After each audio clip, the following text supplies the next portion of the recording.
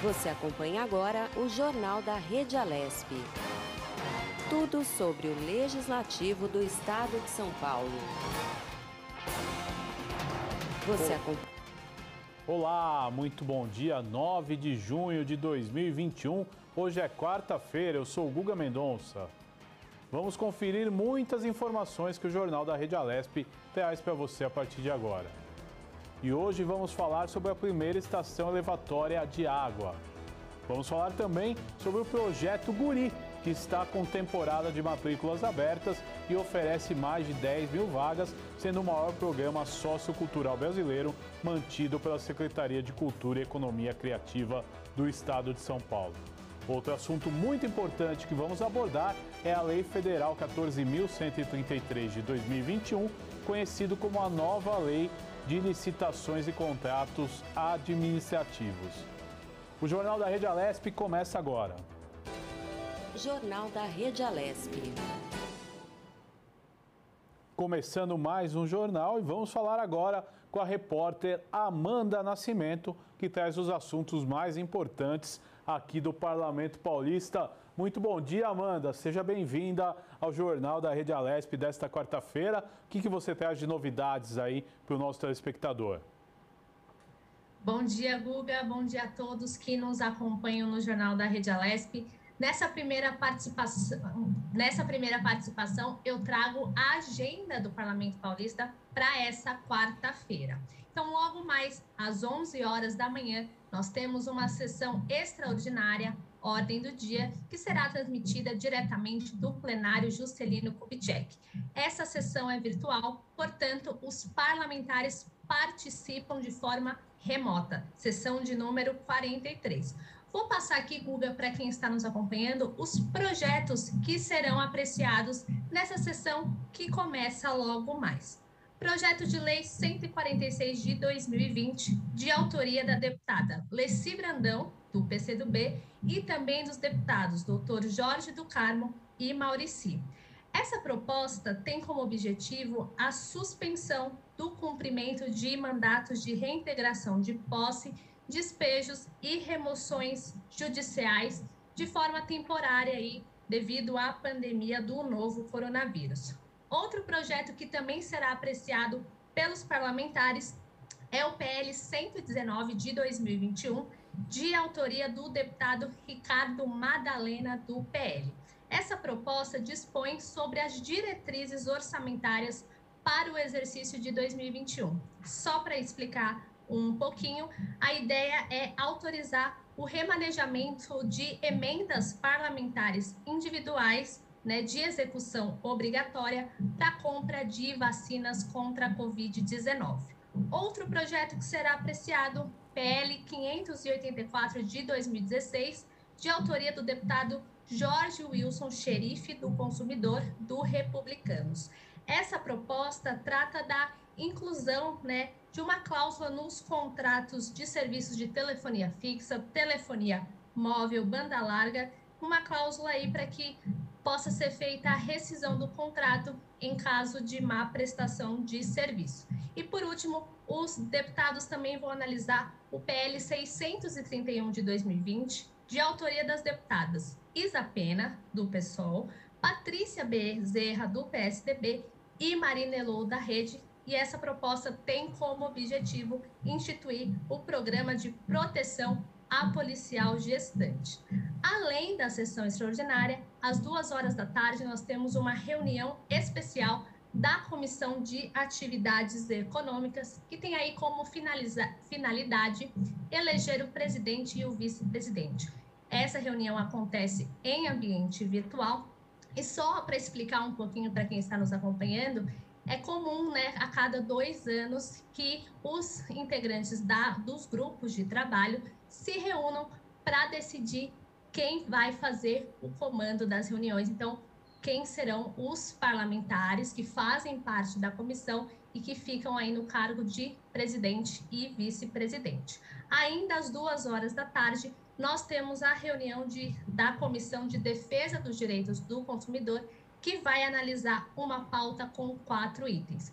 Vale lembrar que essas duas reuniões acontecem em ambiente virtual, os parlamentares participam de forma remota e claro que o nosso telespectador pode acompanhar tudo pela Rede Alesp. Bom, Guga, por enquanto são essas as informações. Eu volto ao longo do jornal com mais informações para o nosso público. Muito obrigado, Amanda. Você volta daqui a pouco aí com mais informações, tudo o que acontece no Legislativo Paulista. E a farmacêutica americana Pfizer entrega ao Brasil nesta quarta-feira o 10º lote da vacina contra a Covid-19.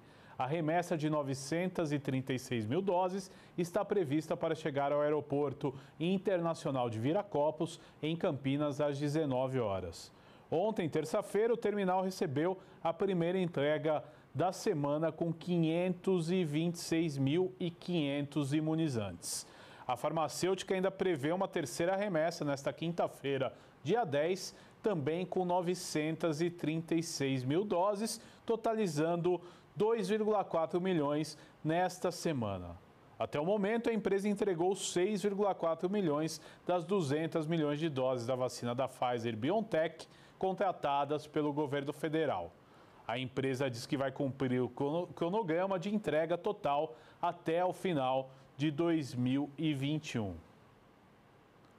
E o presidente do Conselho Nacional de Secretários de Saúde, o CONAS, Carlos Lula, informou que os 3 milhões de doses da vacina da Janssen, que deve chegar ao Brasil na semana que vem, tem prazo de validade até o dia 27 de junho. E como o imunizante é importado, o país terá de 10 a 14 dias para receber, distribuir e aplicar todas as doses. Segundo Carlos Lula, o Ministério da Saúde consultou o CONAS e o Conselho Nacional de Secretarias Municipais de Saúde e o CONASENS para saber como proceder com a oferta de antecipação da farmacêutica mediante com o prazo de validade apertado. Abre aspas, o Ministério nos consultou na semana passada se valia a pena aceitar as 3 milhões de doses com prazo de validade para junho. Respondi que no ritmo que estamos vacinando, conseguiremos aplicar todas as doses, mas vai ser preciso um maior esforço, afirmou o Carlos Lula. No dia 4, o ministro da Saúde, Marcelo Queiroga, anunciou que o governo conseguiu antecipar com a farmacêutica a entrega de 3 milhões das 38 milhões de doses da vacina para junho, mas não informou na ocasião que o prazo de validade expirará no final do mês. Na tarde desta terça-feira, Queiroga confirmou, durante o seu depoimento à CPI da Covid, que o lote com as doses da Janssen tem validade até o dia 27 de junho. E ato solene realizado em ambiente virtual nesta segunda-feira para todos os problemas enfrentados pelos professores da rede estadual de ensino que fazem parte da classe de docentes classificadas como categoria. O repórter Jeremias Gomes acompanhou a reunião dos profissionais de educação. Vamos acompanhar. Deputado Carlos Gianazzi, do PSOL, realiza ato solene em defesa dos professores categoria O. Os docentes são contratados da Rede Estadual de Ensino de São Paulo temporariamente por tempo determinado de até 4 anos. Essa lei é uma lei injusta, é uma lei perversa, que transforma o professor categoria O num professor de 5ª categoria, para o Estado, logicamente. É um professor que fica marginalizado, privado de direitos trabalhistas. Então, o professor não pode utilizar o IANSP, o professor categoria O não pode faltar, não tem direito à aposentadoria pela São Paulo Previdência, aposentadoria pública, então ele é privado, vários direitos são atacados dos professores categoria O e sobretudo, a sua dignidade. Um projeto de iniciativa do parlamentar propõe alterar diversos aspectos da classe que segue atualmente a Lei Complementar 1093 de 2009, entre eles a chamada duzentena, um intervalo de 180 dias entre os contratos. A lei está prontíssima para ser votada a qualquer momento, inclusive em regime de urgência. Olha, nós avançamos muito, só falta empurrar para o plenário para votar. Ajuda essa lei, esse PLC ajuda, não resolve, mas ele garante a utilização do IANSP, ele acaba com a quarentena, com a duzentena, acaba com a interrupção do contrato, que é o que nos interessa, garantir a estabilidade. A educadora Márcia Rios disse que o professor da categoria O, da qual faz parte, recebe cerca de 25% a menos que os demais e criticou o chamado banco de talentos. No ano de 2020, a mesma coisa para a atribuição de 2021, nada mudou, só piorou a nossa situação novamente, né? E aí nós tivemos nesse meio tempo o pessoal que era do ano que venceu o contrato, no final de 2020, que eram os contratados do banco do ano de 2017. Esses professores falaram assim para eles, que eles iriam fazer inscrição pelo banco de talentos. Não deixaram ele fazer inscrição com os demais, com todo o grupo. Falaram que a inscrição dele seria para o banco de talentos. Até então, os professores todos ficaram iludidos, achando assim, eu vou fazer a minha inscrição e como acontece todos os anos, na primeira atribuição eu posso ter aulas atribuídas. E qual não foi a surpresa desses professores? Que eles não puderam participar da atribuição. O professor Alan de Oliveira, que leciona em Itapecerica da Serra, disse que os educadores da categoria O querem realizar concurso público. Pouco mais de 6 anos de carreira, porque teve anos que eu não trabalhei no Estado, eu trabalhei em 12 escolas diferentes. 12 escolas diferentes. Eu não consegui criar um vínculo com uma escola há mais que 2 anos. Essa linha de ser um concurso classificatório, onde pega toda a carga do professor que já está na rede, o professor que já atua na rede do Estado, é o ideal. Qualquer professor que está Tapicerica da Serra, Embu das Artes, Iguaçu, Taboão, da região que a gente atua aqui, que a gente tem a comissão dos professores categoria O, nenhum se nega a fazer a prova. Eles querem fazer a prova, eles querem concurso público, eles querem ter toda essa carga. O vereador Celso Gianazzi, do PSOL, que integra a Comissão de Educação da Câmara Municipal de São Paulo, também falou sobre a necessidade do concurso público para evitar a contratação temporária. A gente briga por concurso público aqui na cidade de São Paulo para que todos o contrato temporário, o contrato precário, ele é uma exceção da exceção da exceção. A regra tem que ser concurso público, do concurso público de acesso. A necessidade de ter esse concurso público é inadmissível, né? Vocês, professoras, professores, educadores aqui do estado de São Paulo, estarem nessa forma de contratação precária. Você acompanhou aí o ato solene aí dos professores, né, que pedem a categoria O, promovido pelo deputado Carlos Gianazzi, do PSOL. E o Brasil registrou 2.693 mortes por Covid nas últimas 24 horas, totalizando nesta terça-feira 477.307 óbitos desde o início da pandemia. É o maior registro de mortes em 24 horas desde o dia 5 de maio. O alto número no dia vem após o feriado prolongado e reflete em parte, o represamento de dados esperado. Com isso, a média móvel de mortes dos últimos 7 dias chegou a 1.714, em comparação à média de 14 dias atrás. A variação foi de menos 6% e indica tendência de estabilidade nos óbitos decorrentes do vírus.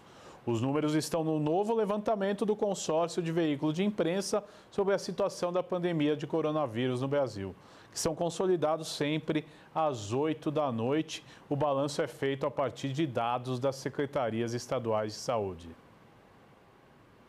E o Brasil se mantém até o momento como o segundo país do mundo com o maior número de vítimas da Covid-19, com quase 475 mil vidas ceifadas e atrás apenas dos Estados Unidos. Recentemente, o Brasil assumiu também a vice-liderança mundial na morte de crianças pela doença, sendo superado apenas pelo Peru. Até o final de maio, foram 948 crianças de 0 a 9 anos que faleceram em decorrência da Covid-19 no Brasil. Segundo dados do Sistema de Informação de Vigilância da Gripe, o CIVEP Gripe, compilados pelo jornal O Estado de São Paulo. A cada 1 milhão de crianças existentes no Brasil, 32 perderam a vida para a Covid-19. No Peru, para que vocês tenham ideia, foram 41 por milhão de crianças. Na Argentina e na Colômbia, essa proporção chegou a 12 e 13, respectivamente, por milhão de habitantes. O ritmo da imunização da população no Brasil ainda segue muito lento e preocupa, inclusive, os pais aflitos aí com o avanço da doença em várias regiões do país. 5 meses após o início da vacinação no Brasil, apenas 10,9% da população está imunizada com 2 doses de vacinas contra a Covid-19. Ainda há previsão para iniciar a imunização geral de crianças no Brasil. E aconteceu em ambiente virtual mais um evento do Instituto Legislativo Paulista em parceria com a FAPESP sobre as alterações sociais e econômicas na pandemia da Covid-19. Quem acompanhou é a Melissa Araújo. O quarto evento do ILP, em parceria com a Fundação de Amparo à Pesquisa do Estado de São Paulo, a FAPESP, ocorreu na tarde desta segunda-feira com a participação de 4 pesquisadores brasileiros para falar sobre as alterações sociais e econômicas e as novas demandas nas áreas de saúde, ciência e tecnologia decorrentes da pandemia da Covid-19. A deputada Damares Moura, do PSDB, abriu o evento. Então, talvez o que mais se destaca, a meu ver, na nossa atuação parlamentar, e foi um impacto forte da pandemia e que envolve inovação e que envolve tecnologia, né? Foi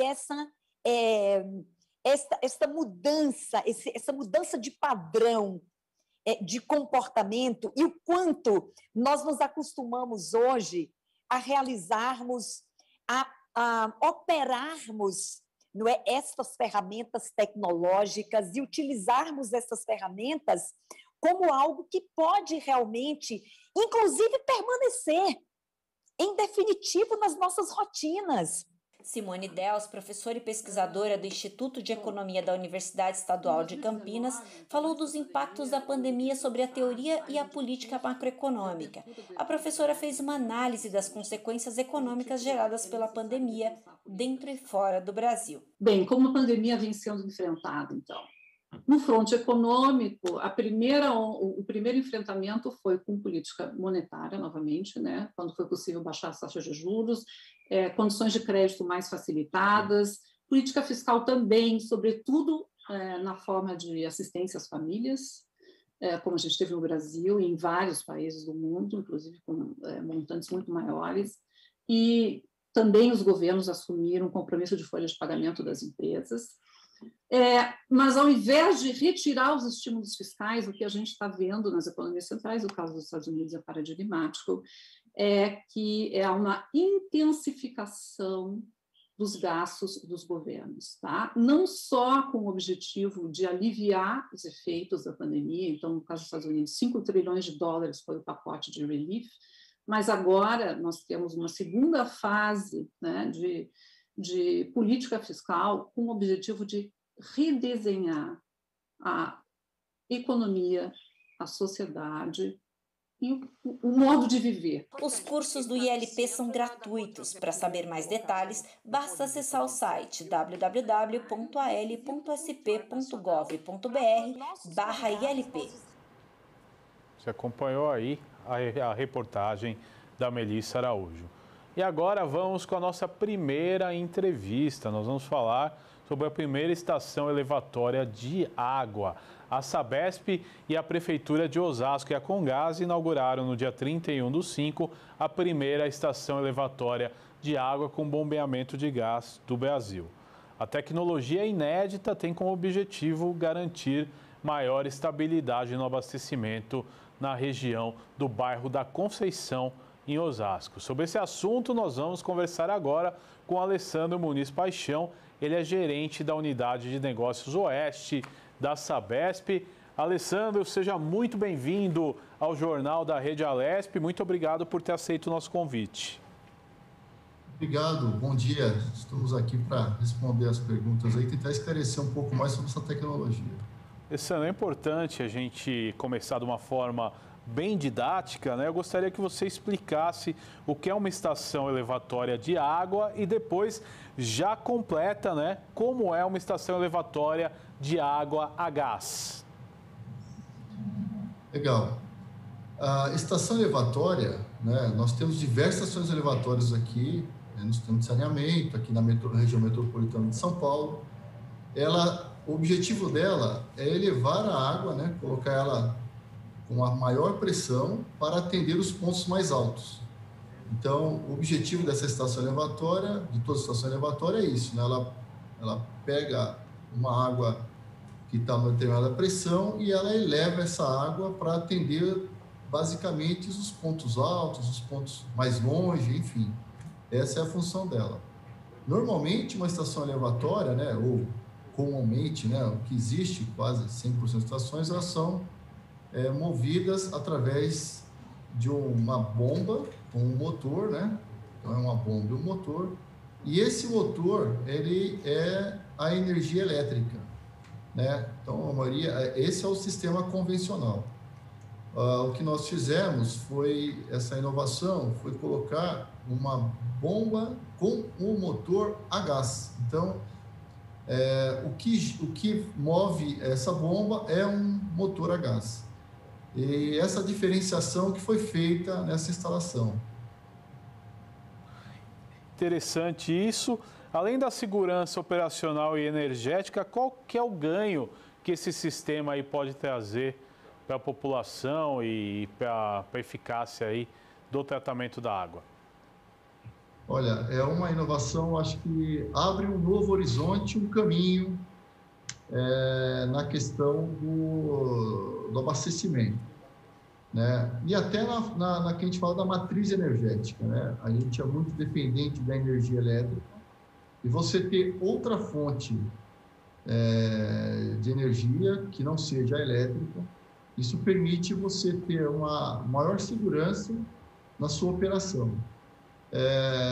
Garante maior estabilidade, porque o gás ele tem 80 vezes, né, mais estabilidade no sistema do que a energia elétrica. Então, você garante mais estabilidade. Os clientes, né, eles vão sentir menos ou muito pouco a questão de falta de água por conta de falta de energia elétrica, porque você tem outra fonte que é o gás, e ele é estável. A gente pode utilizar também como uma junção do gás com a energia elétrica, ou seja, uma estação que ela pode ser a gás e também ter uma bomba funcionando com energia elétrica, então você tem uma contingência em caso de algum problema no sistema, tanto de gás como de energia, mas basicamente como energia, né? Como o gás ele falha muito pouco. Estamos vivendo essa crise hídrica, né? Uma falta de chuva, que os preços de energia estão na tarifa vermelha, né? Tá, a tarifa mais alta, e por conta disso o custo de energia também se eleva. Com essa possibilidade, você tem a possibilidade de você usar o gás e aí permitir manter os custos e despesas operacionais ao mesmo nível que estavam antes, dependente dessa sazonalidade que nós estamos passando. Então, para o cliente, isso representa maior estabilidade, menor falta d'água e a gente conseguir passar para o nosso cliente uma tarifa adequada, né? A Sabesp é uma das empresas que no Brasil pratica uma das menores tarifas de água e esgoto, né? Então, a gente consegue manter essas tarifas aplicando essas novas tecnologias, no nosso caso, o uso do gás, né? Agora, Alessandro, dentro disso, né, a gente tem uma alta aí no preço da energia elétrica. Essa solução de gás, ela representa uma boa economia? Como vocês veem isso? Você até explanou agora que conseguem, né, manter uma tarifa adequada, mas eu gostaria de saber em porcentagem qual que é a economia que essa tecnologia ela traz, de que modo ela é aplicada? Essa tecnologia tem dois viés, né, que a gente fala assim, dois pontos positivos. Essa questão da sazonalidade, que a gente já citou aqui, que você pode usar uma matriz energética ou outra que seja no gás, né? E o equipamento que foi colocado é um equipamento de alta eficiência, né? O que é o equipamento de alta eficiência? Ele consegue bombear mais água com menos energia. Então, a gente só nessa experiência, nós vamos ter, né, projetado em torno de 15% a menos de gastos com energia elétrica, usando essa matriz que é o gás natural. Agora, na questão ambiental, também traz muitas vantagens, Alessandra? A gente tem no Brasil, a gente tem uma abundância, né, de recursos, sejam eles recursos hídricos, sejam eles os recursos do gás. Nessa perspectiva, ambientalmente, a gente está diversificando a nossa matriz, né? Nossa matriz energética. Hoje estamos buscando energia elétrica no norte do país, fazendo grandes barragens, enfim. Há possibilidades de ampliação do sistema elétrico? Sim, porém, cada vez mais com maior impacto ao meio ambiente, né? Seja por maior construção de barragens, seja por linha de transmissão. Então, se a gente puder usar a tecnologia para diversificar a matriz energética e evitar maiores custos, né, ou maiores impactos ambientais causados por novas hidrelétricas, eu acho que sempre é um caminho sustentável que a gente vai de encontro a essa questão da preservação. Agora, para que o telespectador ele tenha, né, uma noção, essa tecnologia a gás, ela é mais fácil de ser implantada, ela é mais rápida, como é que funciona isso? E na questão do custo, o custo de implantação, ele é menor? Sim, é importante, muito importante essa pergunta. Toda tecnologia nova, até ela entrar em modo que a gente fala assim, de uma produção em massa, ela não tem os custos muito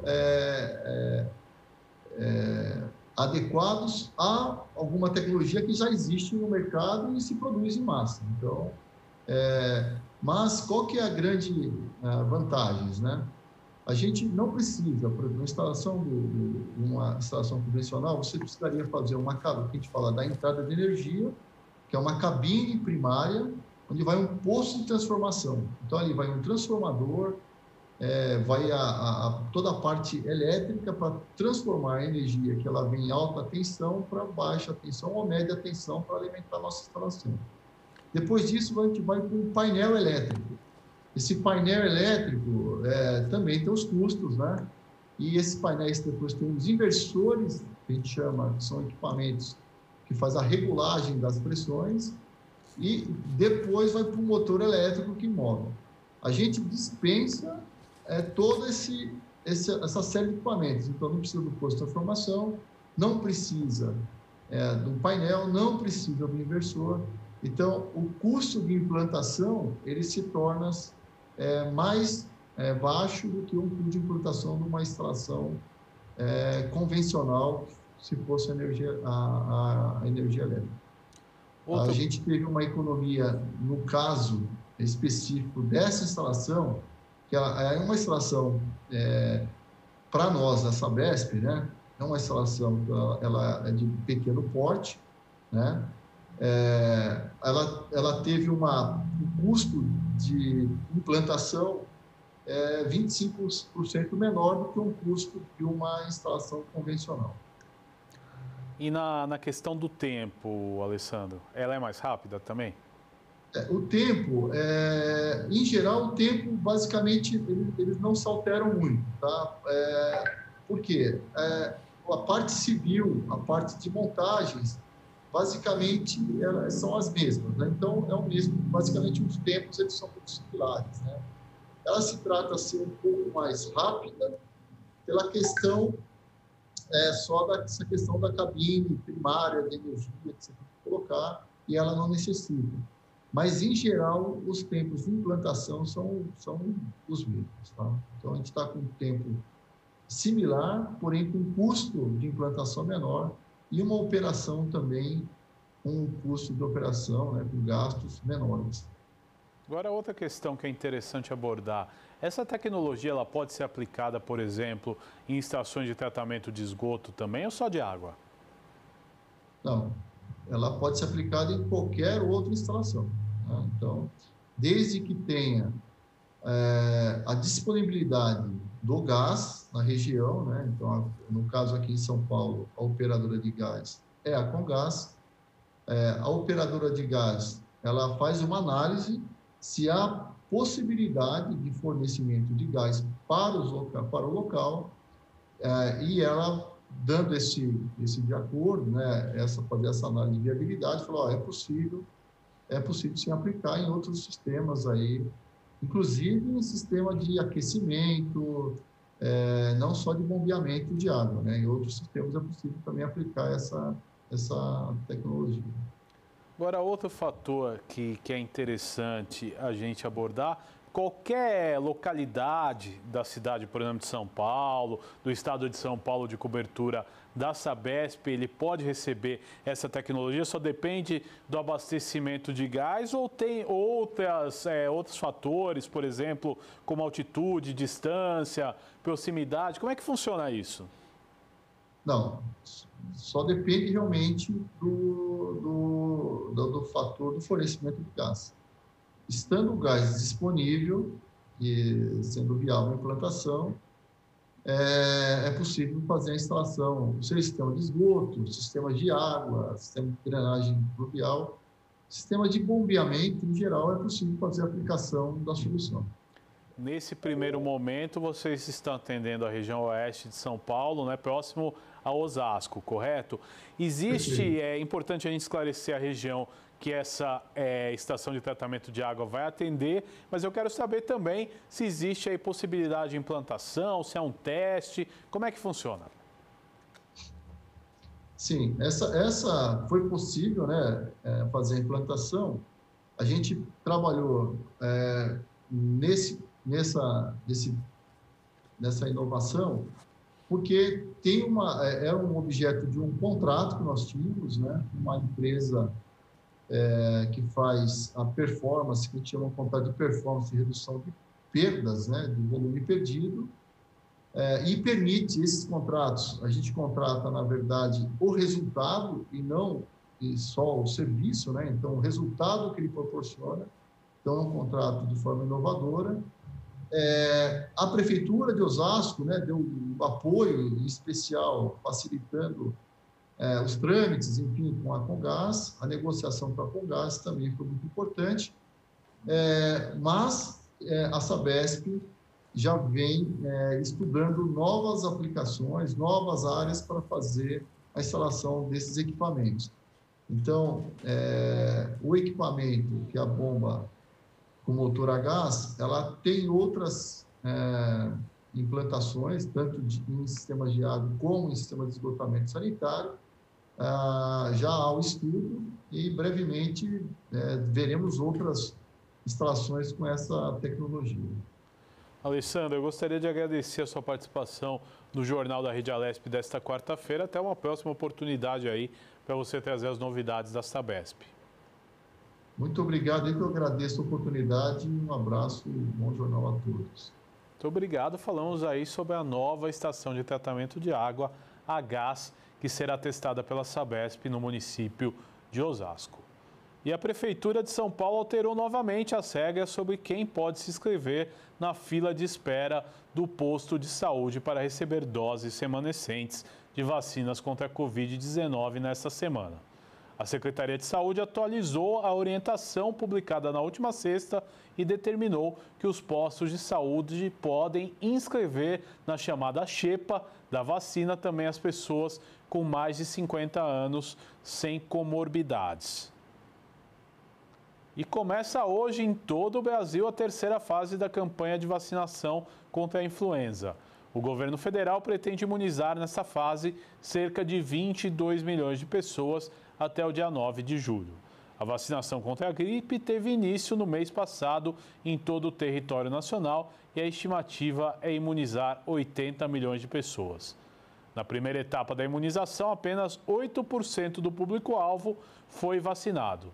Já na segunda fase, cerca de 30% do público-alvo compareceu a um posto de saúde para tomar a vacina contra a gripe.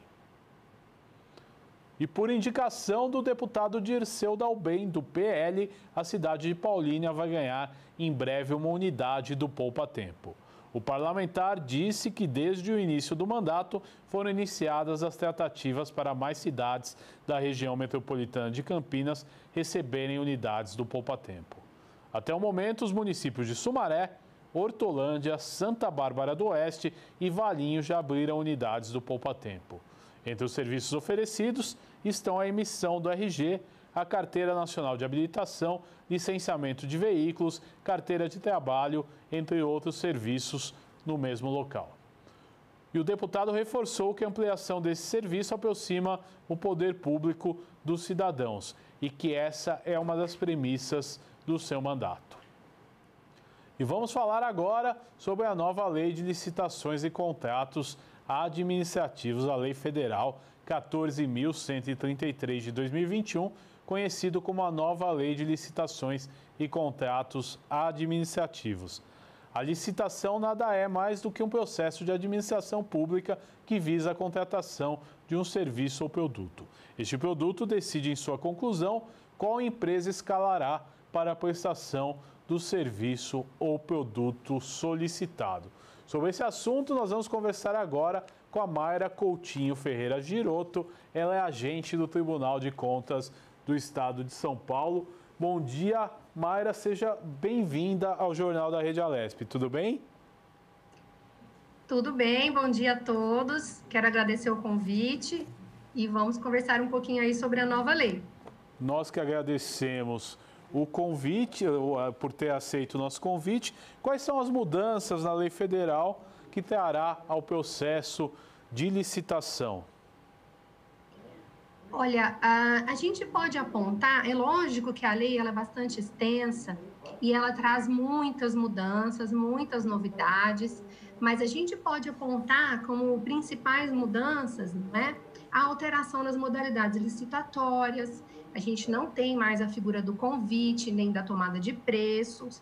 E, por outro lado, a gente tem a nova modalidade, né, do diálogo competitivo e também a possibilidade de credenciamento nas hipóteses em que a competição se mostra inviável. Então, a alteração nas modalidades licitatórias é uma inovação importante, é uma novidade em relação à legislação que vai ser revogada. É bom lembrar que a Lei 8666, a Lei do Pregão e a Lei do RDC continuam vigentes por mais 2 anos a partir da publicação da Lei 14.133, que é a nova lei. Então, a gente vai ter os 2 regimes funcionando ao mesmo tempo durante 2 anos, para que a administração tenha tempo de se adaptar ao novo regramento. Após esses 2 anos, permanecem vigentes apenas os regramentos anteriores com relação aos contratos que ainda estiverem vigentes e tenham sido firmados com base na lei anterior. Outra novidade importantíssima que a nova lei traz é com relação ao perfil dos funcionários públicos que trabalham nos processos licitatórios, no acompanhamento contratual. Por quê? Porque a lei exige agora a segregação de funções. Então, esses funcionários, aquele antigo modelo, né, que permitia, por falta de vedação expressa, que um mesmo funcionário, por exemplo, participasse da fase preparatória da licitação, da fase de licitação, elaboração de edital e depois também do acompanhamento contratual, essa possibilidade que antes era relativamente aberta, ela deixa de existir. Então, a nova lei, ela exige que todas essas fases sejam executadas por pessoas diferentes, né, com segregação de funções. E aí, ela exige também que a administração pública saiba identificar as competências dos seus funcionários, de modo a colocar as pessoas certas na posição certa desse processo e, por conta da nova lei exigir a formação na área, né, formação específica, capacitação técnica dessas pessoas, é que a gente tem uma grande novidade, porque a lei anterior não trazia restrições, né, requisitos com relação a quem podia, quais funcionários públicos podiam atuar nesses processos. Então, agora a gente tem uma exigência de requisitos com relação a eles e uma separação de funções. Essa é uma novidade importante também. E, além disso, a gente tem também o acréscimo nos limites de dispensa de licitação por valor, que é uma novidade aí, que é a primeira que o pessoal está aparentemente ansioso em aplicar, né? Que é a possibilidade de se contratar sem um processo competitivo, sem qualquer modalidade licitatória, por um valor superior ao que antes a Lei 8666 previa, né? Então, isso traz uma certa flexibilidade para o administrador público, principalmente no momento em que as coisas têm que ser adquiridas com uma certa pressa, né? Com certa urgência, sem toda aquela fase de planejamento, de competição que a lei exige para o rito normal. Então, essas eu acho que são as 3 principais inovações, né? As modalidades licitatórias, a questão da equipe, né? Dos funcionários públicos que trabalham nesse processo todo, desde a preparação do contrato até o seu final, recebimento do objeto, e a possibilidade, né? Na verdade, a atualização dos valores de contratação direta, que é a dispensa de licitação por valor. Agora, você tocou em pontos importantíssimos. Eu gostaria de saber, dentro das modalidades, né, de licitação, o que muda nessa nova lei? Então, a gente tem o pregão e a concorrência nos moldes parecidos, mas com alguns detalhes diferentes dos moldes anteriores, né? Mas no rito ordinário, a inversão de fases para todas as modalidades. Então, primeiro há o julgamento das propostas e depois a fase de habilitação. Antes dessa inversão de fases, ela era válida somente para o pregão e agora passou a ser a regra geral, né, da inversão de fases. O pregão e a concorrência são nossos velhos conhecidos, né? O convite, que era muito utilizado, principalmente em prefeituras pequenas, deixou de existir, a tomada de preço também, que tinham limites de valores relativamente baixos, né? E entrou aí a novidade, que é o diálogo competitivo. Essa é a grande novidade com relação às modalidades licitatórias. Como funciona o diálogo competitivo? A administração, ela faz um pré-cadastro, né, das empresas do ramo de atividade daquela contratação que precisa ser feita, serviço, fornecimento, obras, né? Por quê? Porque a administração, a princípio, não consegue delinear o objeto, as especificações técnicas, né, do objeto que precisa ser adquirido. Ou porque ele tem uma inovação muito grande com relação aos objetos comuns que a administração está acostumada a contratar, ou porque existe um objeto parecido, porém ele necessita de ser adaptado para a realidade daquele órgão contratante. Então, a administração pública, ela faz um pré-cadastro dos possíveis fornecedores, convida eles para esse diálogo, e há essa fase em que a administração elas interagem, né, com os possíveis fornecedores e eles a ajudam a desenvolver a melhor solução para aquela demanda, né? Como é que seriam as especificações técnicas, as características do objeto e do contrato para atender aquela necessidade da administração.